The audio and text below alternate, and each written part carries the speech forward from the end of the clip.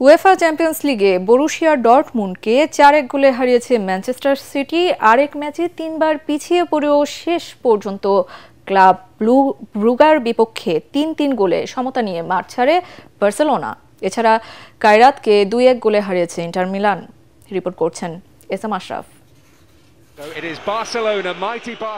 সাম্প্রতিক performance, club ঐতিহ্য সব বিভাগেই ফেভারিট হিসেবে মাঠে নামে বার্সেলোনা, কিন্তু বেলজিয়ামের ক্লাব কাঁপিয়ে দেয় কাতালানদের। যদিও বল দখলে এগিয়ে থাকে হানসি ফ্লিকের দল, কিন্তু পাল্টা আক্রমণে ষষ্ঠ মিনিটেই বার্সার জাল কাঁপিয়ে ব্রুগাকে এগিয়ে নেন নিকোলা ট্রেসোল্ডি।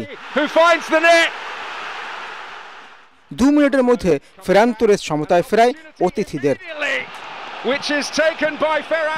17 মিনিটে আবারও এগিয়ে যায় বেলজিয়ামের ক্লাবটি। এবার প্রতিপক্ষের জালে বল পাঠান ফোর্বস। বার্সার ইতিহাসে প্রথম 17 মিনিটে 2 গোল হজমের ঘটনা এটাই প্রথম। 61 মিনিটে জাদুকরি 1 গোলে দলকে সমতায় ফেরান লামিন ইয়ামাল। সেই গোলের রেশ না কাটতেই ব্রুগাকে তৃতীয়বারের মতো এগিয়ে নেন ফোর্বস। অবশ্য ইয়ামালের শট রুখতে গিয়ে নিজেদের জালিয়ে বল পাঠিয়ে বার্সাকে সমতায় ফেরান ক্রিস্টোস জোলিস। এতে 4 ম্যাচে 7 পয়েন্ট নিয়ে টেবিলের 11তে কাতালানরা।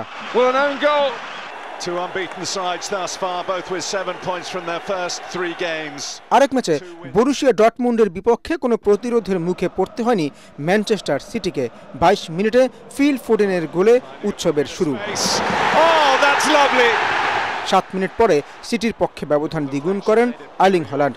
এ নিয়ে এবারের চ্যাম্পিয়ন্স লিগে প্রথম 4 ম্যাচেই গোল করলেন নরওয়ের স্ট্রাইকার।